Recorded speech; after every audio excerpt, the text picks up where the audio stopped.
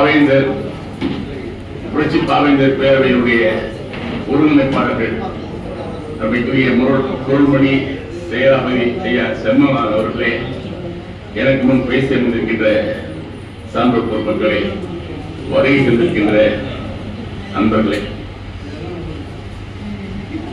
ஐயா பேராசிரியர் வெற்றியரங்கன் அவர்கள் தாமியாபுரத்தில் உள்ள மேல்நிலைப் பள்ளியிலே ஆசிரியராக பணியாற்றி ஓய்வு பெற்றவர்கள் தன்னுடைய வாழ்க்கை முழுவதையும் பகுத்தறிவு பிரச்சாரத்திலும் மூட நம்பிக்கை ஒழிப்பு இயக்கத்திலும் தன்னை முழுமையாக அர்ப்பணித்துக் கொண்ட ஒரு பேராசம்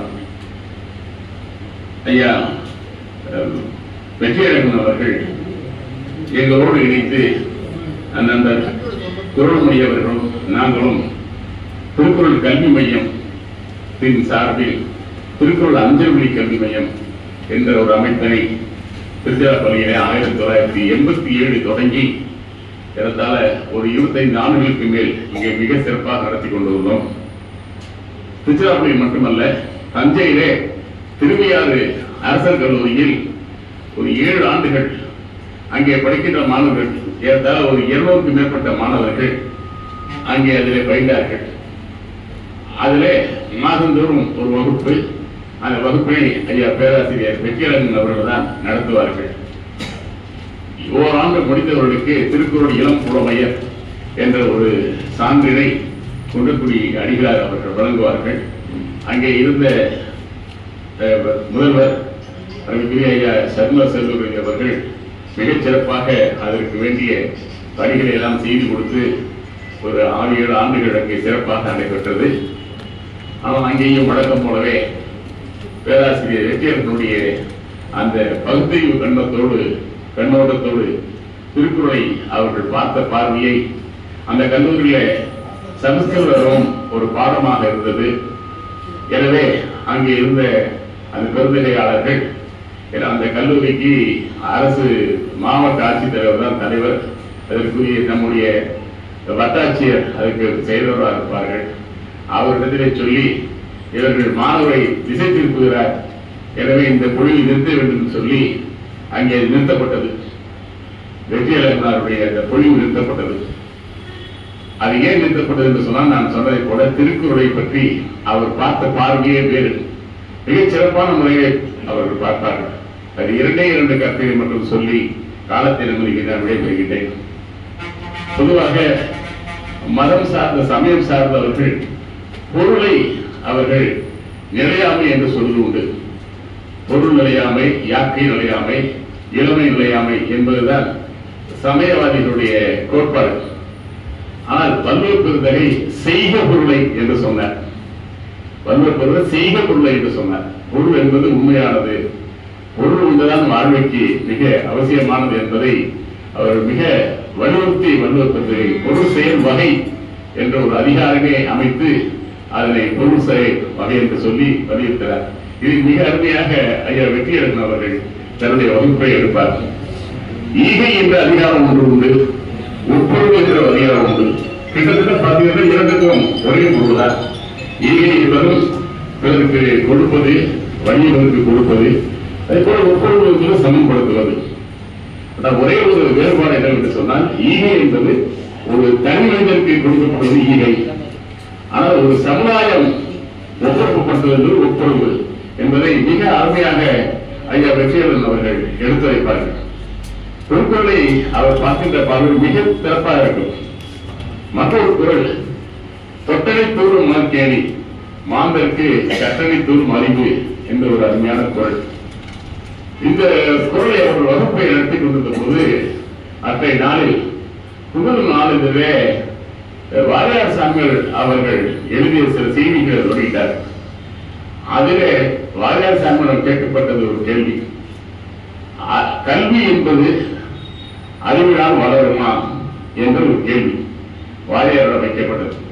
அதற்கு வாரியார் சொன்ன பதில், வளராது என்று சொன்னார். கல்வியினால் அறிவு வளராது என்று சொன்னார். காரணம் என்னவென்று சொன்னால், அறிவு என்பது ஒரு உள்ள பொருள். எனவே அந்த உள்ள பொருளை ஒன்று உருவாக்க முடியாது. அதற்கு அவர் சைவ சித்தாந்தத்திலிருந்து ஒரு விளக்கமும் தந்தார். இல்லது தோன்றாது, உள்ளது அறியாது என்பது ஒரு சர்க்காரிவாதம் என்று சொல்லக்கூடிய சைவ சித்தாந்தத்தில் இருக்கக்கூடிய ஒரு தத்துவம். அந்த தத்துவத்தை வாரியார் சொல்லி, எனவே எல்லா உயிர்களும் பிறக்கும் பொழுது எல்லா உயிர்களுக்கும் அறிவு என்பது உண்டு, அந்த அறிவை கல்வியினால் மட்டும் வளர்வதில்லை என்று சொன்னார். அதற்கு அவர் ஒரு நல்ல உவமை சொல்வார். நாம் அணிந்திருக்கின்ற இந்த ஆடை புதிதாக நாம் வாங்குகிற போது வெள்ளையாக இருக்கிறது. ஒரு 10 நாட்கள் அந்த ஆடையை நாம் பயன்படுத்தினோம் என்று சொன்னால் அந்த ஆடையின் மீது அழுக்கு படிந்து விடுகிறது. இந்த அழுக்கு படிந்த ஆடையை நம் நமச்சாரம் என்று சொல்லக்கூடிய அந்த சோப்பை போட்டு அதை துவைத்தால் அது மீண்டும் வெள்ளையாகிறது. இப்பொழுது இந்த ஆடைக்கு வெள்ளை கொடுத்து சோப்பா என்று கேட்பார். இந்த நமச்சாரம் இந்த ஆடைக்கு வெள்ளை கொடுத்ததா என்றால் இல்லை. அந்த ஆடை மீது படிந்திருந்த அழுக்கை நீக்கியது இந்த நமச்சாரம். அதுபோல ஒவ்வொரு உலகளுக்கும் இருக்கின்ற அந்த அறிவு என்பதை என்ற அந்த அதன் மேல் ஆணவம் என்ற மாயை அது மூழ்குகிறது. அதை கல்வி விளக்குமே தவிர கல்வி அறிவை விபத்தாது என்று சொல்வார். அப்பொழுது ஐயா இருக்கிறது அவர்கள் நம்முடைய குரல்மொழி அறையை நாங்கள் தினந்தோறும் சந்திப்பது வழக்கம். இது போன்ற பல செய்திகள் திருக்குறளிலிருந்து நிறைய திருக்குறளுக்கு அவர்கள் புதிய விளக்கம் தருவார்கள். இந்த செய்தியை நாங்கள் பேசிய பொழுது நான் கூட அதை சொன்னேன். அதற்கு அவர் மிக அருமையாக மறுத்தார். அதுக்கு வேறொரு குரலை கூட சொன்னார். கட்டளைத்தோறும் மனம் தேடி மாந்தருக்கு கட்டளைத்தோறும் ஆய்வு என்று பொருள் வருகிறது. இதற்கு என்ன பொருள் என்று கேட்டார். தோண்ட தோண்ட அதை வருவது போல அறிவு வராது. அப்பதான் அவர் சொன்னார், நல்லா சிந்திச்சு பாருங்க, கேணிக்கு தண்ணி எப்படி வந்துச்சு? தானா வந்துச்சா? இல்ல, மழையின் காரணமாகவோ அல்லது நதிகள் ஓடுகின்ற பொழுது அதற்கு அருகாமையிலோ அது நீரோட்டத்தின் காரணமாக தான் கேணிக்கு தண்ணீர் வர முடியும். தானாக தண்ணீர் வராது. அதுபோல ஒவ்வொரு மனிதருக்கும் இயற்கையே அறிவு என்று சொன்னால், ஏன் நாம் இந்த சமுதாயத்தில் பார்க்கின்ற எல்லோருக்கும் அறிவு இருக்க வேண்டும். ஆனால் ஒரு 50-60 விழுக்காடு தான் அறிவோடு அவர் செயல்படுகிறார்கள். எனவே இந்த அறிவு என்பது உள்ளிருந்து வருவதல்ல, அது வெளியிருந்து தான் பெறப்படும். எப்படி மழை நீர் தேங்கி ஊற்றாகி மாறி கேணிக்கு போகுது, அதன் பிறகுதான் இந்த கேள்வி நம்ம தண்ணீர் எடுக்கிறோம். அதுபோலதான் அறிவு என்பது நாம் வாழ்கின்ற சூழ்நிலையை பொறுத்து, நாம் எந்த சூழ்நிலையில் வாழ்கின்றோமோ, எந்த சூழ்நிலை வளர்க்கப்படுகின்றோமோ அந்த சூழ்நிலைக்கேற்ப அறிவு பெறப்படும். ஒரு வணிகத்திலோ அல்லது அக்காலத்தில் இருந்த ஜாதியின் பால் பிற்படுத்தப்பட்டு அவர் சமுதாயத்தில் ஒடுக்கப்பட்டிருந்த ஒரு சேரியில் வாழ்கின்ற ஒரு மாணவனுக்கு அறிவு எந்த அளவுக்கு இருக்க முடியும் என்று சொன்னால், அவன் வாழ்கின்ற சூழ்நிலை ஒட்டிதான் இருக்க முடியுமே தவிர அவனுக்கு இயற்கையிலேயே அறிவு இல்லை. அதே நேரத்தில் உயர்வில் பிறந்தவர்கள் வாழ்கின்ற அந்த உயர்வான அந்த தெருக்களில் அவர்கள் வாழ்கின்ற பொழுது அதோடு மட்டுமல்ல, அவர்கள் பழகின்ற அத்தனை பேரும் சரி, தாய் தந்தை மற்றும் நண்பர்கள் எல்லோரும் கற்றவர்களாக இருக்கின்ற காரணத்தினால் அவர்களுக்கு குறித்த அறிவின் காரணமாகத்தான், அனுபவத்தின் காரணமாக அவனுக்கு அறிவு நுழைகிறது என்ற விளக்கத்தை மிக அருமையாக சொல்வார். இது நிறைய கருத்துக்களை திருக்குறளில அந்த வல்லனுடைய அந்த உண்மையான உள்ளத்தை அவர் எடுத்து காட்டுவார். குந்தே யானை போல் கண்டற்றார் என்ற ஒரு குரல் தன் கையில் ஒன்று உண்டாகப்படும் என்று சொல்கின்ற பொழுது அதற்குத்தான் மிக அருமையான விளக்கம். அதாவது ஒரு தொழிலை செய்ய வேண்டும் என்று சொன்னால் தன் கையில சென்று முதலீட்டை வைத்துக் கொண்டு தொழில் செய்ய வேண்டும். அது எப்படிப்பட்டது? அப்படி செய்தால் ஒரு குன்றின் மேல் இருந்து ஒரு யானை போய் பார்த்து நாம் எப்படி மகிழ்வோம் அது போல் என்று சொல்லுவார். அதற்கு விளக்கம் சொல்வார்கள். எல்லா உரையும் அப்படிதான் இருக்கிறது. அதற்கு ஐயா வெற்றியரசன் வேறுபாடு சொல்வார். அது யானை போல் கண்டு மகிழ்வதற்காக ஒரு சாதாரண விஷயம். அதை போய் நம்ம வள்ளுவர் சொல்ல அவசியம் இல்லைன்னு சொல்லி, ஒரு குண்டு இருக்கிறது, ஒரு குண்டின் மேல அந்த குண்டு என்று சொன்ன சற்று வடுக்கலாக இருக்கும். அதன் மேல் ஒரு யானை இருக்கிறது என்று சொன்னால் அந்த யானையுடன் சென்று நாம் போராட வேண்டும் என்று சொன்னால் எத்தனை ஒரு வலிமை வேண்டும், மன உறுதி வேண்டும், மன திட்டம் வேண்டும். அந்த திட்டத்தோடு சேர்ந்து அந்த யானையை போர்வழியில் போட்டுதான் ஒரு தொழிலை தொடங்குவது என்பதற்கு சில அருமையான விளக்கங்களை அவர் சொல்வார். அவர் அறிய எங்களது கல்வி மையத்துக்காக மிக அருமையான இந்த நூலை அவர்கள் அவருடைய சொந்த பொறுப்பிலே அவர்கள் இது பாடத்திட்டமாக அவர் ஆக்கி கொடுத்தார்கள். இந்த நூலை கொடுத்திருக்கின்ற தலைப்போடு தான் பார்த்தால் அவர் கொடுத்த தலைப்பு தான்.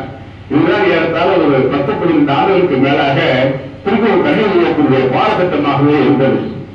திருக்குறள் காலம், திருக்குறள் உடன்பாடுகளும் முடிவுகளும், திருக்குறள் பொருளியல் கூறுகள், திருக்குறள் விளக்கும் அறிவு கோட்பாடுகள், திருக்குறளில் சமூக கருத்துக்கள், திருக்குறள் அறவொழுக்கமும் பண்பாட்டு பங்குகள் என்று சொல்லி இந்த தலைப்புகளை பார்த்தால் போதும். அதை நான் விரிவாக பேச காலத்தில் அவனை விரிவாக பேசவில்லை. இந்த நூல்கள் ஏற்றால் ஒரு 10 ஆண்டுகளாக நாங்கள் ஏற்றால் ஒரு 4000க்கு மேற்பட்ட மாணவர்களுக்கு இந்த நூலை கொடுத்து அவர்கள் படித்து அதில் இளம் புலமைக்கப்பட்டார்கள். இதற்கெல்லாம் அடிப்படையாக இருந்தவர்கள் நம்முடைய ஐயா வெற்றியாளன் அவர்கள். நம்முடைய குரவனுடைய அவர் இருக்கின்ற அந்த அலுவலகத்தில் தான் அங்கேதான் இருந்து அவர் இதை எழுதுவார். அங்கே எழுதுவது மட்டுமல்ல, அது அடிக்கடி அதை பற்றி விவாதங்களும் செய்து பார்ப்பார். செய்து பார்த்து அது சரியானதை எடுத்துக்கொண்டு இந்த நூலை அவர்கள் எழுதினார்கள். நம்முடைய இந்த அவர் குறிப்பிட்ட இந்த இதுபோல கர்நாடக சங்கீதம் வாஸ்து, அந்த வாஸ்து நம்முடைய தம்பி சரவணன் அவர்கள் வெளியிட்டார்கள். அதே போலவேதான் இந்த நூலும் வெளியிடப்பட்டது. எனவே வெற்றியழகன் ஐயா அவர்கள் அவருடைய பார்வை என்பதே ஒரு பகுத்தறிவான பாதை. அதனால்தான் ஐயா சொல்றது போல அவர் வாழ்நாள் முழுவதும் அவர் பணி ஓய்வு பெற்ற பிறகு கூட இப்பொழுது நாம் பார்த்தோம் என்று சொன்னால் இங்கே அமர்ந்திருக்கின்ற ஒரு 100 நண்பர்கள் நாம் எல்லாம் அமர்ந்திருக்கிறோம் என்று சொன்னால் இன்றைக்கு பாரதிதாசனுடைய அந்த பாக்கள் நாட்டுக்கு தேவை என்பதற்காக நம்முடைய செயலாளர் ஐயாவும் குரல்மொழியை போன்றவர்களும் சண்முகநாதன் ஐயாவும் இதை மிக சிரமத்துடன் எடுத்துக்கொண்டு இந்த பணியை அவர்கள் மாதங்களும் செய்து கொண்டிருக்கின்றார்கள். ஆனால் நம்முடைய பேராசிரியர் வெற்றியழகன் அவர்களும் இதே பணியை அவருடைய பணி முடிந்தவுடன் செய்தார்கள். நான் சற்று சிந்தித்து பார்த்தோம் என்று சொன்னால் வெற்றியழகனை போன்று எத்தனை ஆசிரியர்கள், ஏன் எத்தனை பேராசிரியர்கள் இன்றைய தினம் தமிழுக்காக அவருடைய வாழ வைத்தது தமிழ்தான். தமிழ் மொழிக்காகவோ தமிழ் இனத்திற்காகவோ ஏதேனும் ஒரு செயல் பிரச்சனை வந்து என்று சொன்னால் எத்தனை பேர் முன்னுதான் இருக்கிறது நாம் சிந்தித்து பார்க்க வேண்டும். ஓய்வு பெற்றவர்களை பார்த்து நாம் கேட்டா என்ன செய்யணும் அம்மா கூட பிரச்சனை சொன்னாங்க. நான் சும்மா இருக்கிறத சொல்லுவாங்க. 80 விழுக்காடு ஓய்வு பெற்ற ஆசிரியர்கள், அது பேராசிரியர்கள், நம்முடைய ஐயா திருவாரூரை போன்றவர்கள், நம்ம சண்முகநாதன் ஐயா போன்றவர்கள், இன்னும் நம்முடைய தமிழகம் போன்ற ஒரு சிலர் தான் இன்றைக்கு நம்ம திருச்சிராப்பள்ளியில எடுத்துக்கொண்டு சொன்னால் எத்தனை பேராசிரியர்கள் இருக்கின்றார்கள், எத்தனை பேர் ஓய்வு பெற்றிருக்கின்றார்கள், அதே போல எத்தனை ஆசிரியர்கள் தமிழாசிரியர் ஓய்வு பெற்றிருக்கின்றார்கள். ஆனால் அவர்களுக்கெல்லாம் இந்த சமூக சிந்தனை இருக்கிறதா என்று சொன்னால் இல்லை. அவர்களெல்லாம் பொருள் நீங்க அவங்க கேட்டு பாருங்க, என்ன செய்வீங்கன்னா ஏதோ பொருள் போட்டு சொன்னாங்க ஐயான்னு சொல்லுவாங்க. குறைந்தபட்சம் நாம நடத்துகின்ற கூட்டங்களுக்கோ அல்லது நாம நடத்துகின்ற போராட்டங்களுக்கோ ஆர்ப்பாட்டங்களுக்கோ கலந்து கொண்டு ஒரு எண்ணிக்கை உயர்த்துவதற்காக கலந்து கொள்ளலாம். ஆனால் நிச்சயமாக இல்லை. இது ஒரு சில பேராசிரியர்கள் விரல் விட்டு இருக்கக்கூடிய அளவுக்கு தான். திருப்பாளையெல்லாம் பாத்தீங்கன்னா இன்னைக்கு அதுக்கு கால் வந்து நடக்க முடியாத ஒரு சூழ்நிலை. அதே போல நம்முடைய ஐயா சண்முகநாதர்களுக்கும் நடக்க முடியாத சூழ்நிலை. இந்த சூழ்நிலையும் அவர்கள் இன்றைக்கு கலந்து கொண்டார்கள் சொன்னால் அவர்களுக்கு அந்த உணர்வு, அந்த கொள்கை படிப்பு இருக்கிற காரணத்தினால்தான் இந்த செய்தி மக்களுக்கு பரவ வேண்டும் என்று வருகிறார்கள். ஆனால் நீங்கள் நினைத்து பாருங்கள், நீங்கள் திருச்சிராப்பள்ளி நகரத்தில் எத்தனை ஆசிரியர்கள் ஓய்வு பெற்றிருக்கிறார்கள். யாராவது அந்த எண்ணத்திற்கு இல்லை. இவர்கள் வருத்தத்திலும் செய்திருக்கிறார். ஏன் ஒரு சொல்வது என்றால் ஐயா வெற்றியழகன் பார்த்தீர்கள் சொன்னால் அவர் ஓய்வு பெற்ற அடுத்த நாள் இருந்து இப்பொழுதுதான் எனக்கு பணி தொடங்கிவிட்டது என்று சொல்லி வாழ்நாள் முழுவதும் அவர் அந்த நம்முடைய சொன்னது போல வாழ்நாள் முழுவதுமாக அந்த பகுத்தறி பிரச்சாரத்தை அவருடைய அமைப்பை சார்ந்த பேராசிரியர் வீரமணிய ஆசிரியர்கள் சொன்னதற்கு ஏற்றுக்கொண்டு தமிழ்நாடு முழுவதும் வாரந்தோறும் சென்று அவர் அந்த பகுத்தறி வகுப்பினை நடத்தினார். அதற்காக அவர் ஊதியம் எதிர்பார்க்கவே இல்லை. அவர் இறப்பதற்கு ஒரு 6-7 ஆண்டுகளுக்கு முன்பாக அவருக்கு ஒரு அறுவை சிகிச்சை நடந்தது. நாங்கள் தான் சென்று பார்த்தோம். அப்பொழுது உண்மையிலே அவர் பொருளாதாரத்தில் அப்படி ஒன்றும் பெரிய வசதியோடு கொண்டு இல்லை. இருந்தாலும் கூட அந்த அறுவை சிகிச்சை முடிந்து ஒரு 6 மாதங்கள் கழித்து மீண்டும் அவர் தன்னுடைய பணியை தொடங்கிவிட்டார். அவர் உடல்நிலை குன்றிய காலத்திற்கு செல்கிற வரை தன்னால் நடந்து செயல்பட முடிந்த காலத்தில் வரை செயல்பட்டவர் ஐயா வெற்றியழகன் அவர்கள். அதுவும் தான் ஏற்றுக்கொண்ட கொள்கையிலே ஒரு நூல் கூட தவறாமல் வாழ்நாள் முழுவதுமாக ஒரு நூல் கூட தவறாமல் அவருடைய சொல்லாட்சியை பார்த்தது மிக நன்றாக இருக்கு. அவர் பேசுறது போது ஐயா அப்படின்பார். இது ஏன் சொல்றேன்னு யாரா இருந்தாலும் சரி, அவருக்கு எதிர்க்கிறவர்களாக இருந்தாலும் சரி, அவரிடத்துல பேசுறாரு என்று சொன்னால் அவருடைய கருத்தை நிச்சயமாக ஏற்றுக்கொள்வார்கள். அதை அவர் வலிந்தோ தெளித்தோ அல்லது வலிமையாக பேச மாட்டார். ரொம்ப மென்மையாக பேசி அவர்கள் அந்த கருத்தை பரப்பி வந்தார்கள்.